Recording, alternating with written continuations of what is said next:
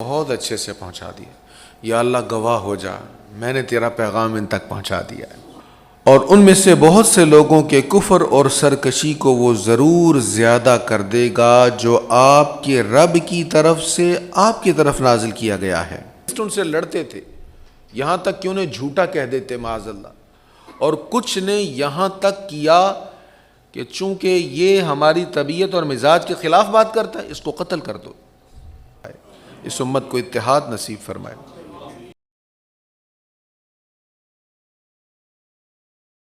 سورۃ المائدہ کی آیت نمبر 67 سے آج کا درس شروع ہو رہا ہے۔ اللہ تعالیٰ نبی کریم علیہ السلام سے فرما رہا ہے، اے رسول، جو آپ پر آپ کے رب کی طرف سے نازل کیا گیا ہے اس کو پہنچا دیجئے، اور اگر بالفرض آپ نے ایسا نہ کیا تو آپ نے اپنے رب کا پیغام نہیں پہنچایا، اور اللہ آپ کو لوگوں کے شر سے محفوظ رکھے گا۔ بے شک اللہ کافروں کی قوم کو ہدایت نہیں دیتا۔ انبیاء کرام علیہم الصلاۃ والسلام کا تذکرہ قرآن مجید میں موجود ہے۔ اللہ تعالیٰ انبیاء کو ان کے ناموں سے خطاب کرتا ہے، ان کا نام لے کر ان سے بات کرتا ہے۔ یہ ہمارے آقا حضور سید عالم صلی اللہ علیہ وسلم کی شان ہے کہ اللہ تعالیٰ آپ کو نام لے کر خطاب نہیں فرما رہا، یا محمد کہہ کے خطاب نہیں فرما رہا، بلکہ یا ایھا الرسول کہہ کے خطاب فرما رہا ہے۔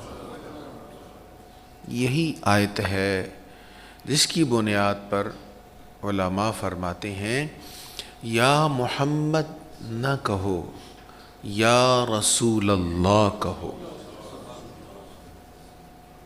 دیکھیں نا، ہمارے والد گرامی کا نام اگر ہے محمد زاہد،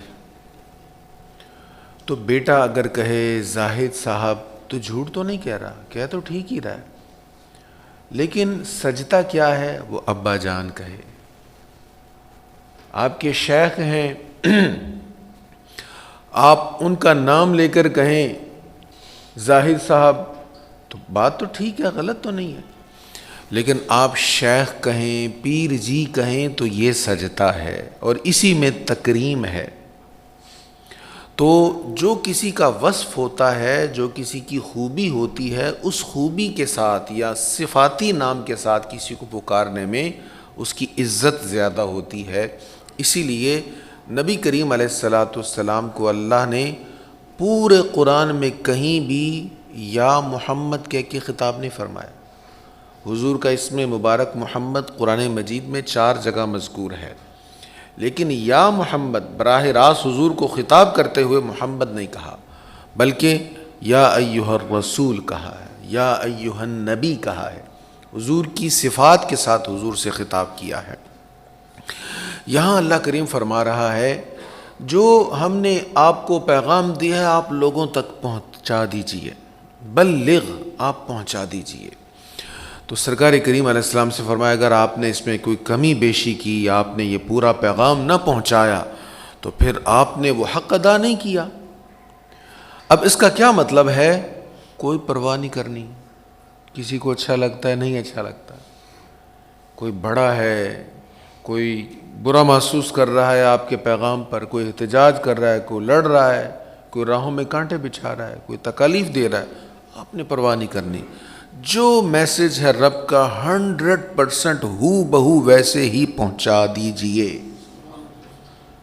تو سرکار کریم علیہ السلام نے ایسا ہی کیا، کوئی کمی نہیں چھوڑی، حضور نے پورا پیغام رب کا پہنچایا۔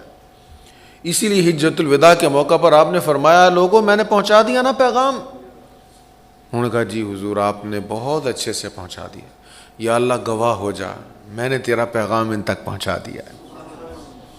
اور پھر حضور نے کیا فرمایا کہ جو یہاں پر موجود ہے نا، وہ اس پیغام کو ان تک پہنچا دے جو یہاں پہ موجود نہیں ہیں۔ اب کوئی اور نبی نہیں آئے گا، اب امت کی رسپانسبلٹی ہے، امت کی ذمہ داری ہے کہ پیغام مصطفیٰ کو آگے پہنچاتی رہے۔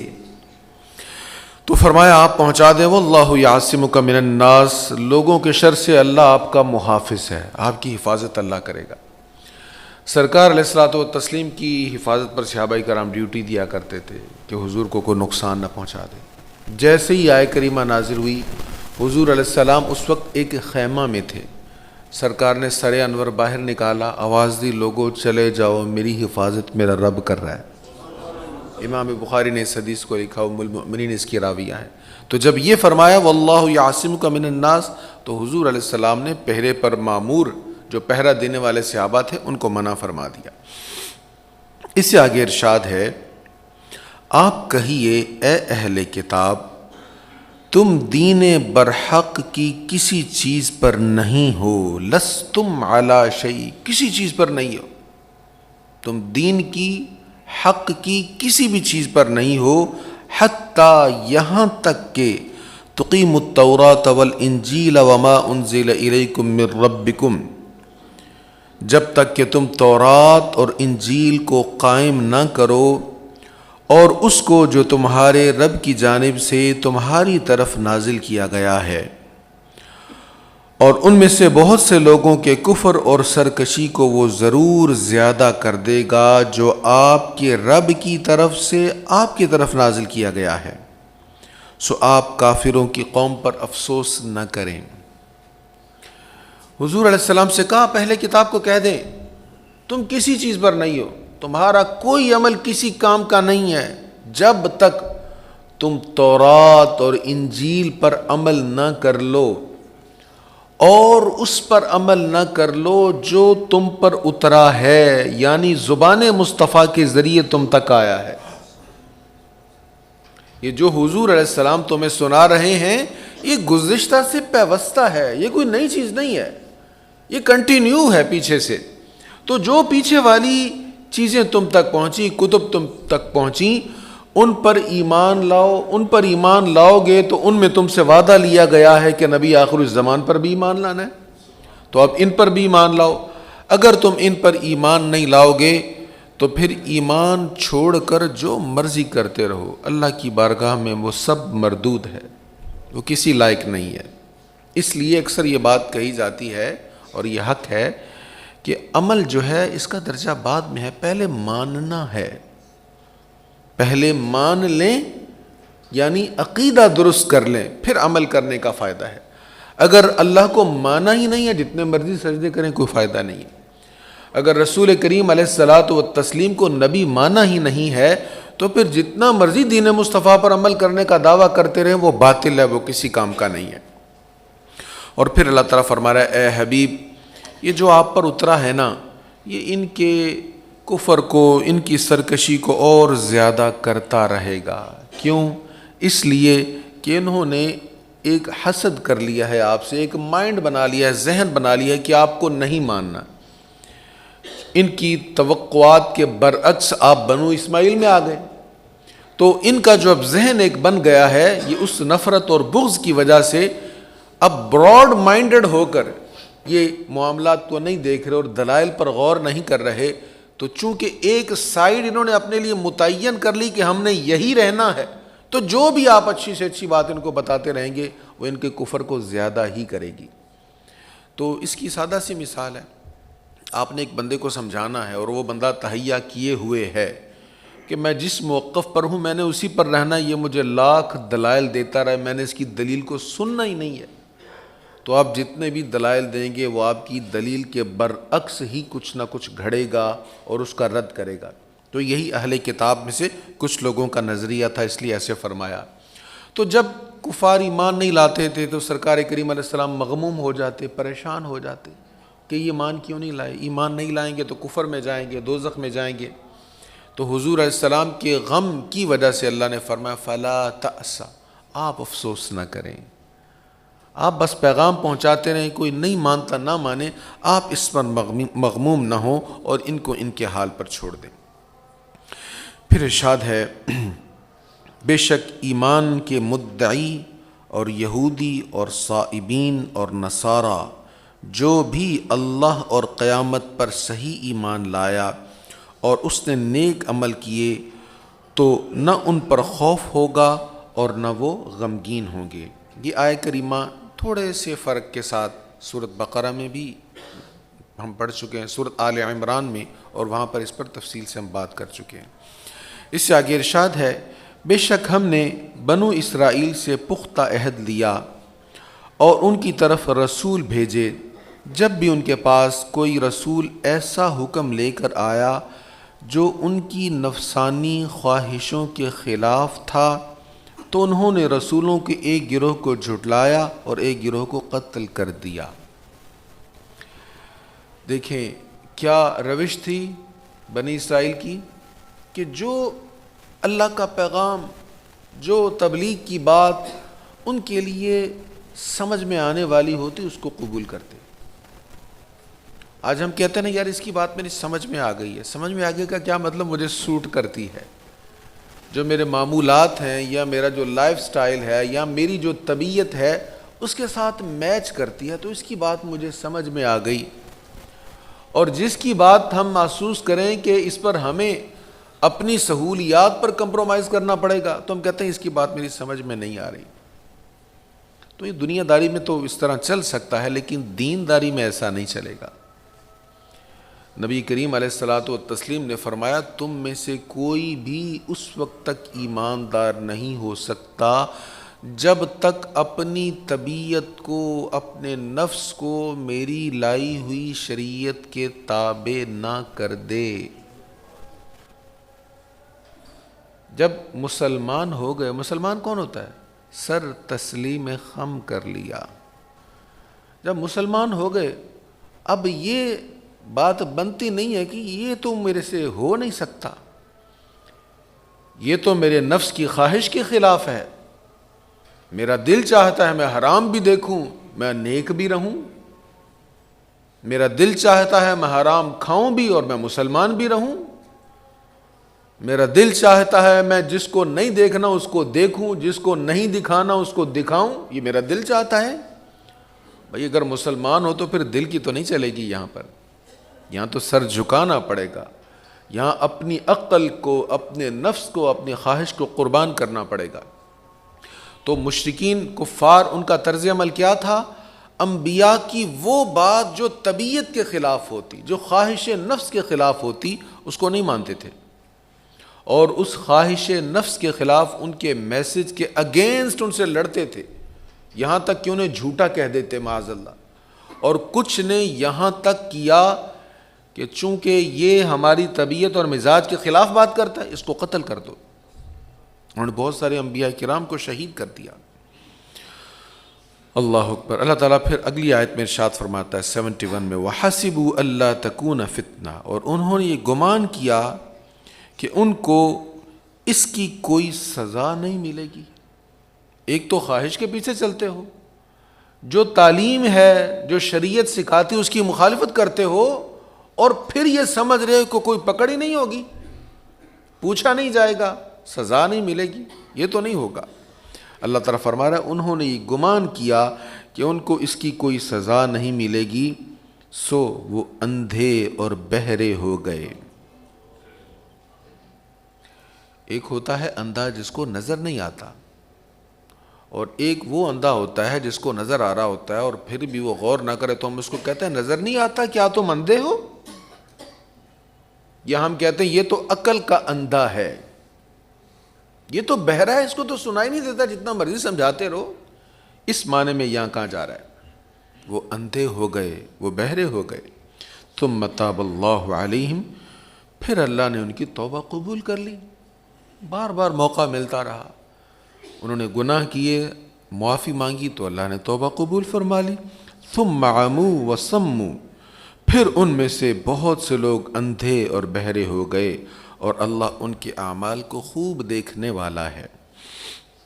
پھر ارشاد ہے، بے شک وہ لوگ کافر ہو گئے جنہوں نے کہا یقیناً مسیح ابن مریم ہی اللہ ہے، حالانکہ مسیح نے کہا تھا اے بنی اسرائیل اللہ کی عبادت کرو جو میرا اور تمہارا رب ہے، بے شک جس نے اللہ کے ساتھ شرک کیا تو اللہ نے اس پر جنت حرام کر دی ہے اور اس کا ٹھکانہ دوزخ ہے اور ظالموں کا کوئی مددگار نہیں۔ تو عیسائیوں کے مختلف نظریات ہیں۔ ایک نظریہ ان میں یہ تھا کہ حضرت عیسیٰ ہی اللہ ہیں، وہی خدا ہیں۔ تو اللہ تعالیٰ فرما رہا ہے وہ تو ایسے نہیں کہتے تھے، عیسیٰ علیہ السلام تو کہتے تھے کہ میں اللہ کا بندہ ہوں۔ وہ خود کو خدا نہیں کہتے تھے، وہ تو خود کو اللہ کا بندہ کہتے تھے۔ اور پھر اللہ تعالیٰ فرما رہا ہے یاد رکھنا جس نے شرک کیا اللہ اس پر جنت حرام کر دے گا۔ شرک کرنے والے پر جنت حرام، اور پھر آیت کے آخر میں کیا فرمایا؟ ظالموں کا کوئی مددگار نہیں ہے۔ جو شرک کرنے والا ہے وہ ظالم ہے، اور جو مشرکین کے ساتھ محبت کرنے والا ہے وہ ظالم نہیں ہے۔ مشرکین کے ساتھ پیار، آپس میں مسلمان لڑ رہے ہیں اور مشرکین کے ساتھ پیار کر رہے ہیں، یہ سمجھ نہیں آ رہا۔ پھر کہتے ہیں ہم برباد کیوں ہو گئے، ہماری عزت کیوں نہیں دنیا میں؟ عزت کی نہ ہونے کی وجہ یہی ہے کہ آپس میں مسلمانوں کے شدید اختلافات بڑھتے جا رہے ہیں اور مشرکین کے ساتھ محبت کی پینگیں بڑھتی جا رہی ہیں۔ مشرکین کو کہاں کہاں کن کن بلند مقامات پہ بٹھایا جا رہا ہے، تو یہ نقصان والے معاملات ہیں۔ اللہ تعالیٰ اس امت کی خیر فرمائے، اس امت کو اتحاد نصیب فرمائے۔ بے شک وہ لوگ کافر ہو گئے جنہوں نے کہا بلا شبہ اللہ تین میں سے تیسرا ہے۔ ان اللہ ثالث ثلاثہ، یہ بھی عیسائیوں کا ایک عقیدہ تھا، قدیم عیسائیوں کا۔ وہ کہتے تھے ایک اللہ ہے، ایک روح الامین ہے، اور ایک سیدہ مریم ہے، اور ایک کچھ کہتے تھے سیدہ مریم کی جگہ حضرت عیسیٰ۔ یہ تین اقانیم ہیں اور تینوں خدا ہیں۔ تو اللہ تعالیٰ اس عقیدے کی یہاں پر تردید فرما رہا ہے کہ وہ بھی کافر ہیں جنہوں نے کہا بلا شبہ اللہ تین میں سے تیسرا ہے، حالانکہ سوا ایک معبود کوئی مستحق کی عبادت نہیں، اور اگر وہ اپنے ان اقوال سے باز نہ آئے تو ان میں سے جن لوگوں نے کفر کیا ہے ان کو نہایت دردناک عذاب ضرور پہنچے گا۔ وہ اللہ سے توبہ کیوں نہیں کرتے اور اس سے بخشش کیوں نہیں طلب کرتے، حالانکہ اللہ بہت بخشنے والا نہایت مہربان ہے۔ اب دیکھو اللہ کتنا مہربان ہے۔ سب سے بڑا جرم شرک ہے، سب سے بڑا گناہ شرک ہے۔ یہ وہ جرم ہے جس کی معافی نہیں ہے۔ انسان بڑے سے بڑا گناہ کر لے بغیر توبہ کے مر جائے تو ہو سکتا ہے اللہ چاہے تو معاف کر دے، لیکن اگر شرک کرنے والا بغیر توبہ کے مر گیا معافی نہیں ہے، اتنا بڑا جرم ہے۔ لیکن اللہ تعالیٰ ان کے شرک کو ذکر کرنے کے بعد کہتا ہے آ جاؤ معافی مانگو معاف کر دوں گا۔ اتنے بڑے جرم کو ذکر کرنے کے بعد بھی فرما رہا ہے۔ تو اس سے اندازہ لگا لیں اللہ تعالیٰ کتنا کریم ہے، اپنے بندوں پر کتنا مہربان ہے۔ انسان جتنا مرضی بڑے سے بڑا گناہ کر لے، سچے دل سے توبہ کر لے تو کریم اس کو معاف فرما دیتا ہے۔ مل مسیح ابن مریم الا رسول، مسیح ابن مریم صرف ایک رسول ہیں، خدا نہیں ہیں، نہ خدا ہے نہ خدا کے بیٹے ہیں، وہ بس رسول ہیں۔ ان سے پہلے بھی رسول گزر چکے، وَأُمُّهُ صِدِّيقَةٌ، اور ان کی ماں بہت سچی ہیں، كَانَا يَأْكُلَانِ الطَّعَامَ، وہ دونوں کھانا کھاتے تھے۔ یہ دو باتیں کیوں ذکر کی گئیں؟ وہ صرف اللہ کے رسول ہیں، ان کی ماں بہت سچی ہیں، وہ دونوں کھانا کھاتے تھے، اس لیے کہ جس کی ماں ہے اس کا مطلب ہے وہ پیدائش میں ماں کا محتاج ہے، اور جو محتاج ہے وہ خدا تو نہیں ہو سکتا نا۔ وہ سیدہ مریم کے بیٹے ہیں، یہ اس بات کی دلیل ہے کہ وہ خدا نہیں ہے۔ اچھا، کانا یاکلان الطعام، وہ دونوں کھانا کھاتے تھے، سیدہ مریم بھی اور حضرت عیسیٰ علیہ السلام بھی، تو اس کا مطلب ہے وہ کھانے کے بھی محتاج ہیں، تو جو کھانا کھائے وہ بھی خدا نہیں ہو سکتا۔ تو یہ دونوں دلیلیں ہیں۔ اچھا، بائبل میں بہت ساری تبدیلیاں ہوئیں، بہت ساری تحریفات ہوئیں، اور آپ پرانی بائبل کے نسخے دیکھ لیں اور آج کے دیکھ لیں تو آپ کو اس میں اتنا زیادہ ڈفرنس۔ اب یہ وہ بات ہے جس کا انکار عیسائی نہیں کرتے کہ ہاں تبدیلیاں ہوئی، وہ بھی مانتے ہیں، لیکن اتنی زیادہ تبدیلیوں کے باوجود جو قرآن نے یہ بات کی تھی نا وہ کھانا کھاتے تھے، اب بھی بائبل میں موجود ہے۔ میں نے کوٹ کیا، وہ آپ کو سناتا ہوں۔ وہ باتیں کر رہے تھے، یہ لوقا کی انجیل کا ایک پیراگراف میں آپ کو سنا رہا ہوں۔ وہ باتیں کر ہی رہے تھے کہ یسوع آپ ان کے بیچ آ کھڑا ہوا اور ان سے کہا تمہاری سلامتی ہو، مگر انہوں نے گھبرا کر اور خوف کھا کر یہ سمجھا کہ کسی روح کو دیکھتے ہیں۔ اس نے ان سے کہا تم کیوں گھبراتے ہو اور کس واسطے تمہارے دل میں شک پیدا ہوتے ہیں؟ میرا ہاتھ اور میرے پاؤں دیکھو، میں ہی ہوں، مجھے چھو کر دیکھو، کیونکہ روح کے گوشت اور ہڈی نہیں ہوتی جیسا مجھ میں دیکھتے ہو۔ یعنی عیسیٰ علیہ السلام ان کے پاس آئے تو وہ حیران ہو گئے، وہ سمجھے شاید کوئی روح ہے، تو انہوں نے کہا مجھے ٹچ کر کے دیکھو، میں ہوں، میں خود آیا ہوں، کوئی روح نہیں ہے تمہارے پاس، مجھے ٹچ کر کے دیکھو، میرا جسم ہے، میری ہڈی ہے، میں روح نہیں ہوں۔ اور یہ کہ انہوں نے اپنے ہاتھوں اور پاؤں دکھائے۔ جب مارے خوشی کے انہیں یقین نہ آیا اور تعجب کرتے تھے تو اس نے ان سے کہا یہاں تمہارے پاس کچھ کھانے کو ہے؟ یہ کون کہہ رہا ہے؟ عیسیٰ علیہ السلام، اور لوکا کی انجیل کا یہ پیرا ہے۔ انہوں نے کہا کیا تمہارے پاس کھانے کو کچھ ہے؟ انہوں نے اسے بھنی ہوئی مچھلی کا قتلہ دیا۔ لوکا کی انجیل باب نمبر 24 آیت نمبر 36 سے لے کر 43 تک، صفحہ نمبر 81 ہے یہ جس کا میں نے پیرا آپ کو سنا ہے۔ تو اس انجیل سے بھی پتہ چل رہا ہے کہ عیسیٰ علیہ السلام کھاتے تھے، اور قرآن اسی چیز کو دلیل بنا کر کہتا ہے کہ وہ تو کھانا کھاتے تھے، تم پھر کیوں نہیں سمجھتے جو خود کھانے کا طلبگار ہے، حاجت مند ہے، اس کو تم خدا بنائے بیٹھے ہو؟ وہ خدا نہیں ہے، اللہ کے برگزیدہ بڑی شانوں والے رسول ہیں، لیکن اللہ کے بندے ہیں۔ آپ کہیے کیا تم اللہ کو چھوڑ کر ان کی عبادت کر رہے ہو جو تمہارے لیے کسی نفع اور نقصان کے مالک نہیں ہیں؟ اور اللہ ہی سب کچھ سننے والا اور سب کچھ جاننے والا ہے۔ اب ہم پڑھ چکے ہیں حضرت عیسیٰ علیہ السلام مادرزاد اندھوں کو بینائی دینے والا نفع پہنچا رہے ہیں، برس کے مریضوں کو شفا والا نفع پہنچا رہے ہیں، بھوکوں کو کھانا کھلا رہے ہیں، اور کئی طرح کے منافع پہنچا رہے ہیں، لیکن یہاں کہا جا رہا ہے کہ وہ نفع نقصان کے مالک نہیں۔ کیا مطلب؟ اللہ کے اذن کے بغیر کسی نفع نقصان کے مالک نہیں۔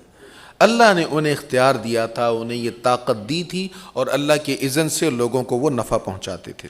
آپ کہیے اے اہل کتاب تم اپنے دین میں ناحق زیادتی نہ کرو اور ان لوگوں کی نفسانی خواہشوں کی پیروی نہ کرو جو پہلے سے گمراہ ہو چکے ہیں، اور انہوں نے بہت زیادہ لوگوں کو گمراہ کیا اور خود راہ راست سے بھٹک چکے ہیں۔ اس ترجمہ کے ساتھ یہ رکوع تو ختم ہو گیا ہے، لیکن اس آیت پر تفصیلی بات انشاءاللہ آئندہ جمعہ پر کریں گے۔ اللہ ہمیں قرآن مجید پر عمل کرنا نصیب فرمائے۔ وآخر دعوایا ان الحمد للہ رب العالمین۔